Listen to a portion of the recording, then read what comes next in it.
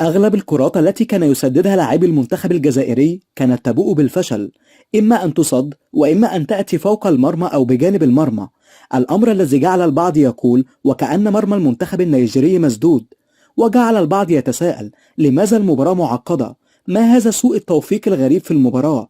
بعض الجماهير اجتهدت على السوشيال ميديا ونشروا هذه الصورة، وقالوا بأنهم رأوا هذا الشيء الأسود بجانب مرمى منتخب نيجيريا عند تسديد اللاعب الجزائري بغداد بنجاح إحدى الكرات. البعض تساءل ما هذا الشيء؟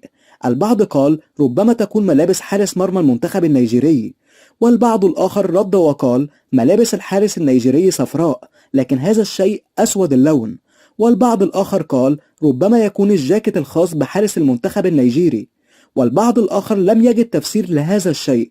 بغض النظر عن هذا الشيء يا جزائريين، جميع المحللين الرياضيين المصريين قالوا بأن المنتخب الجزائري كانت له ركلة جزاء في المباراة، لو كانت احتسبت لكانت تغيرت أجواء المباراة، وربما لكان تحكم المنتخب الجزائري في أجواء المباراة.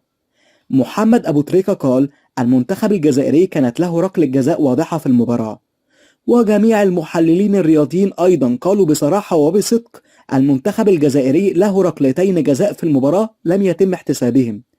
عزيزي المشاهد، إذا كنت تتفق معي بأن الجزائر كانت تستحق ركلة جزاء في المباراة مع إشهار الكارت الأصفر لمدافع المنتخب النيجيري لتعمده اعتراض الكرة بيده، ضع لايك لهذا المقطع وقوموا بتوجيه رسالة إلى الحكم السنغالي في التعليقات.